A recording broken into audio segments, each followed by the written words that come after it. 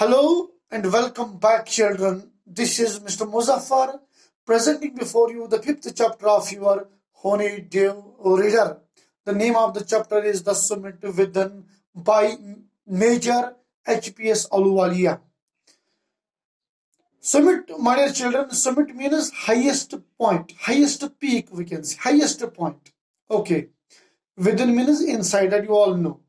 Introduction. This lesson is about the Major Aluwalia. This lesson is about the Major HPS Aluwalia. Who was he? He was a member. Who was a member of the first Indian successful expedition to Mount Everest. Expedition means journey, or we can say conquer. Successful. Who was he? He was the member of the first successful Indian expedition to Mount Everest in 1965. In 1965.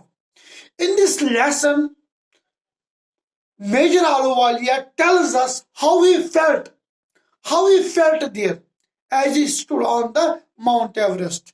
Once he reached Mount Everest, once he conquered the highest point of the world, how did he feel there?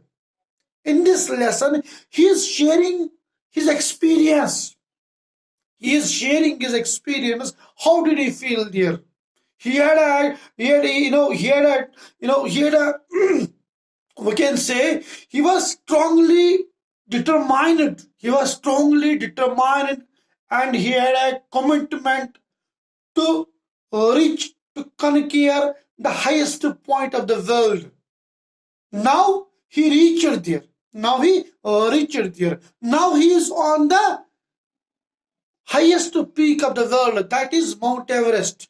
And there he is sharing his experience. How did he feel there? Here in this chapter, he is sharing his experience. Now let me tell you on Everest. How did he feel on the Everest? How he is sharing his experience with us on Everest. Standing on the highest peak of the world, Major HPS Aluwalia felt very humble. What did he feel there? He felt very humble there, my dear children. Physically he was tired. It took 30 days or whatever here it is not mentioned in the chapter, in the lesson, how many days it took him to conquer the Mount Everest.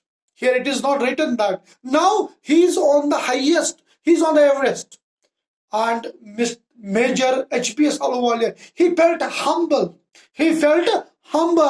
very humble, but physically he was tired. How he was? He was physically tired. Instead of being very happy, because he had ambition, he had a determination, he had a commitment to conquer the highest peak of the world. Now he is standing on the peak. Now he is standing on the Everest. Instead of being very happy, he was jubilant and sad.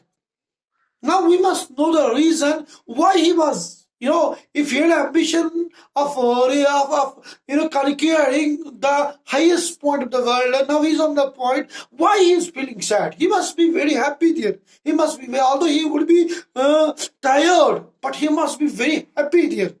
But let me tell you, my dear children, why did he feel, sad there? A famous, educationist has quoted with his wise words. More you have, more you want.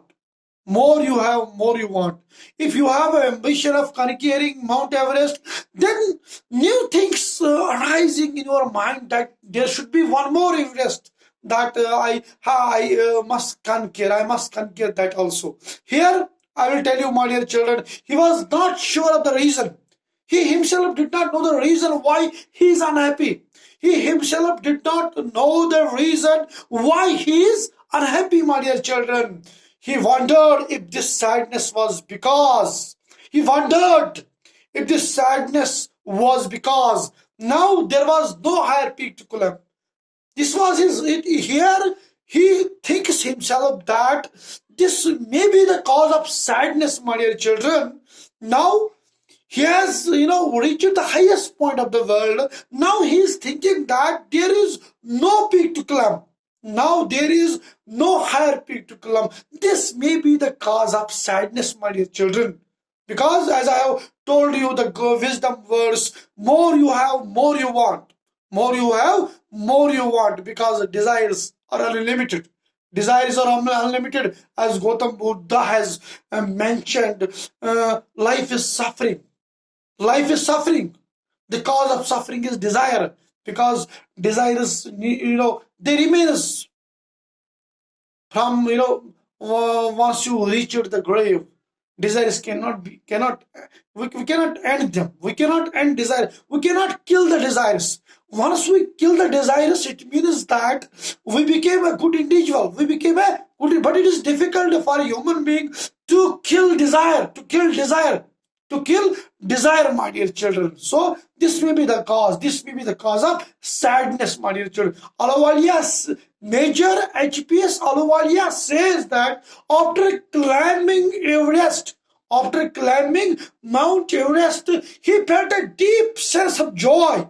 He felt internal joy. He says that this joy was to last the rest of his life. This joy was to last the rest of his life, my dear children. He also felt thankful to God. God has given me the power to conquer this Mount Everest. He had ambition. He had a goal of conquering Mount Everest. Now he became successful individual in his life. Hope, my dear children, you have understood this part of this chapter. Tomorrow I will teach you the next part of this chapter. My advice to you all is that, my dear children, please watch these videos again and again. Thank you. Have a good day.